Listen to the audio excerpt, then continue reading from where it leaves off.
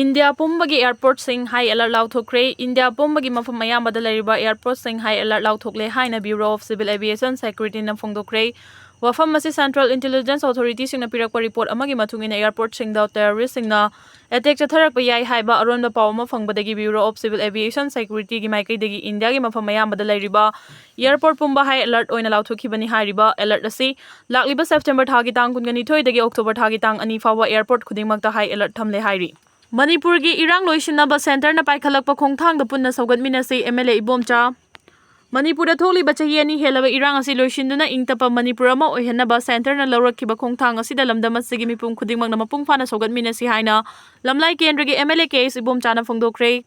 wafam asing asi Manipur Press Club ta Indo-Japan Friendship Association Manipur na sinduna pangthokiba marfurak suba Hiroshima ningsing numita phongdokhibani thoramadu da retire IPS Rangthe Manawi Indo-Japan Friendship Association Manipur ki Vice President Ningthaujam Kumar amadi Sahitya Academy Bal Puraskar Awardee Dr. K.S. Suvadani na thoramgi mithunglen sing oina saruk yakhi thoramadu ga mari leinana MLA Ibomcha na makha taraduna Manipur bu mahausa gi punsi da hanjina ba honabada yellow furup khuding makya choba thodang lei aigi furup sokte haina leithoklabadi mahausa gi Manipur hanjina ba honabada awaba oigani Manipur da tholi ba chahi ani helaba irang asina miyoi ba kaya gi punsi da piriba awaba chaitheng asi yenglaga tangdu leitaba Manipur ama oihannaba aikoi khuding mang na honaminasi haiki magna hai lal tauna bana kanaba karisu purakte chakhutpagi matung inna khulai kaya puthoragli miyoi bana puthokliba Kulai kaya asina miyoi ba ikwesi malem asidagi mutki gadra haibagi mi paiba pokle lal haibasi na miyoi ba kaya manghali haibasi Japan na thoki ba Hiroshima gi thogdo asidagi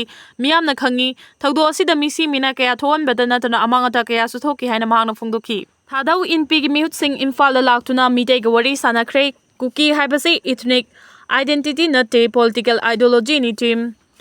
Kumza 2023 gi May 3 dagi Manipur da ethnic violence horakraba matung ahanba oina Thadau community gi apex body ama oiriba Thadau inpi Manipur team gi president M James amasung vice president NK Lal na luchingba mute kangbu ama Imphal da laktuna mitei singi mahut siliba CSO sing amadi mehere lup singa unaduna Manipur da ingtappa purakna ba pandam da wari sanakre Thadau inpi gi miyoi taraga tarukna saba mute kangbu aduna Imphal da thunglarba matung ngasi ayu pung 12 tabada North AOC da laiba classic hotel da coordinating committee on Manipur integrity kokomi All Manipur United Clubs Organization amuko Federation of Civil Society Organization Folks Arambai Tengol amadi nupi lof kaya gi luchingba singapur na mifam pangthoktuna community marakta amaga wari wakhal taminaduna Manipur da ingtapa purakna bagi matang da wari sanakre mifam adu da punna miyoi marifurom sarugyaki Kuki inpi mute kangbu aduna Democratic Student Alliance of Manipur Desam Kanglaipak Student Association KSA Student Union of Kanglaipak Suk amasung apunba irepa ki maheroi Sinpanglof Ems ki luchingba singasu unaduna wari sanakre Wari sanaduna ikhoi masel marakta kanano haiba mayek singna khongdok minaduna nungsi chanaba puraknaba pandamda tampaki CSO sing amasung meheroi lup singi mihut sing unaduna wari sanabani wari sanaba aduda Thadau community bu Kuki furuf ama oina uhanaba honaragliba si aranbani Thadau di Kuki nate Thadau di tokhaiba identity mayek singna leijai haiba wafam sing mayek singna team gi maikai dagi thamki haina Thadau inpi Manipur gi General Secretary Mangau Thadau na khuyek piduna Thadorakpa cherol amada phongdoragli Kuki nomenclature gi historical amadi cultural root Manipur da laiti adubu ngasi Kuki ni haina mathau pongna ngangliba sing asigi marakta haukiba chahi 5-10 asi Manipur da changsilakiba illegal immigrant sing yauramba yai haiba wafam thamladuna church politics amasung religious affiliation da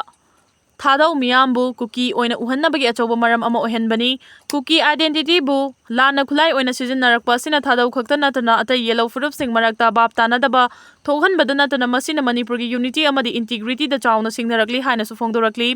team gi cherol aduna makha taraduna Kuki haibase ethnic identity natte masidi